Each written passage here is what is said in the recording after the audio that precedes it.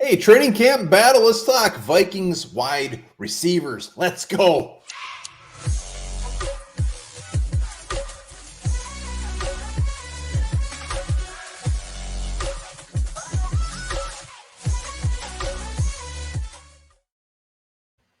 Welcome back to the Onebar and Lupagus show. I'm Onebar with Lupagus, and we're doing training camp battles. And this is going to be one of my favorites.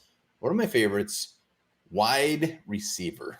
Yeah, there's actually multiple battles to watch in this position. So this one's going to be a little bit dicey, a little bit intense. So strap on because we're going for a ride right now. Before we get to the wide receivers, be sure to subscribe to the channel. Become a YouTube member. Why would you not do it? It feels great. $2 a month. Get exclusive content and enter into a drawing every single month for Onebar and Lupagus swag. Yeah, I mean, let's just be clear. You're just basically donating that money to us. I mean, we got some exclusive content, but we know nothing. It's exclusive, though. Definitely exclusive. It is very exclusive. We greatly appreciate every single member. Let's talk wide receivers. So wide receiver, cornerback, even linebacker. These are going to be ones that I'm very curious to see what happens. So we'll throw up the depth chart, but do we really need to talk about, Jefferson, Addison, Osborne? There's really nothing to say. Well, I think those three are making it. What's the point of wasting our breath on them? There is one thing I want to say, and I feel like right now, I kind of feel like, I know I am personally, and I think maybe you are too, but I feel like I'm kind of sleeping on Jordan Addison a little bit. We did our prediction video, weren't overly high. Just with him having these injuries in the mini camps, the OTAs, KJ Osborne's kind of taken this surge, and looks like he's going to be wide receiver too. So I think a lot of us, I know I know it's me 100%. I kind of feel like when Jordan Addison was drafted, I thought wide receiver too, but now I'm kind of thinking like, I'm wondering if he's a bit of a dark horse right now to actually take over KJ's spot. Well, here's my take on this. I think Osborne will be the number 2. I think he deserves the number 2. Come week 4 or 5, I would love nothing more than Jordan Addison to take this over. Osborne has earned the number 2. I think he is a very damn good number 2. Next year, wherever he ends up, probably will not be the Vikings. He will be a number 2 somewhere. My hope is that Addison just takes that over, whether that's week 3, whether that's week 9, I don't care. Take it over from Osborne. So that's my only hope. But I mean, it does feel like he's falling behind a little bit, right? I mean, that's fair. Oh yeah, say. I mean, he's not old, and really Osborne. I mean, you got to give the guy props. He deserves it. He's earned it. And until somebody beats him out, and Addison just hasn't been on the field, so he hasn't had the chance. Out? What? You say eats him out?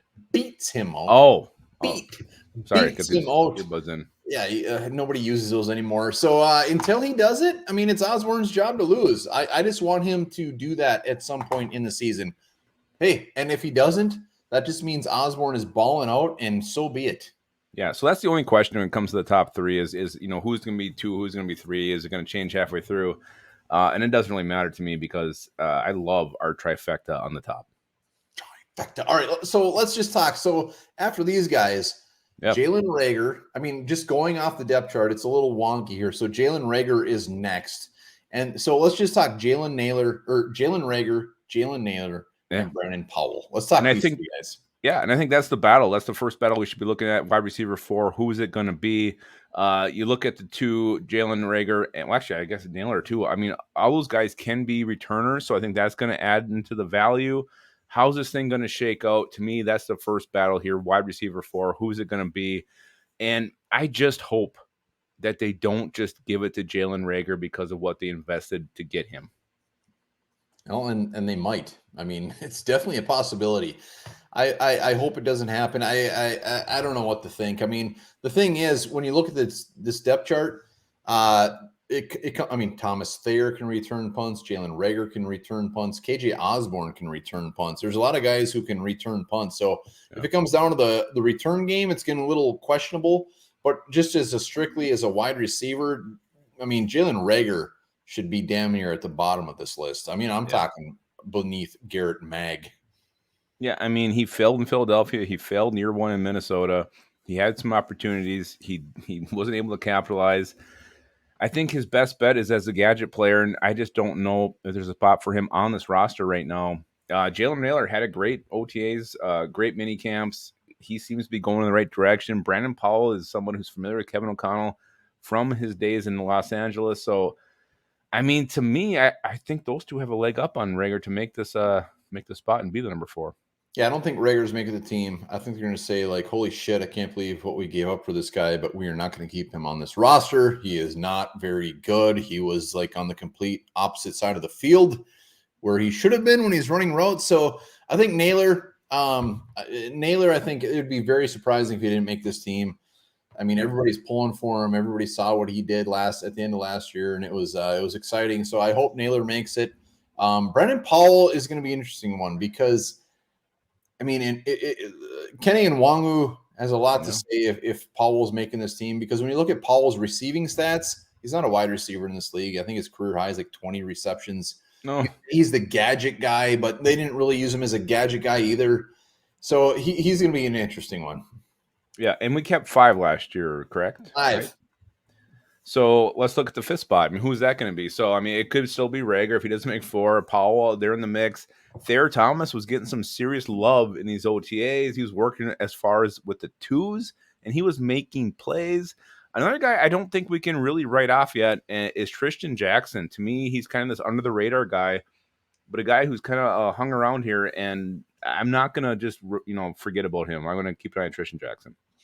Yeah, I think if we're being realistic, I think we already have our 4. Jalen Naylor would be a surprise not to make the team.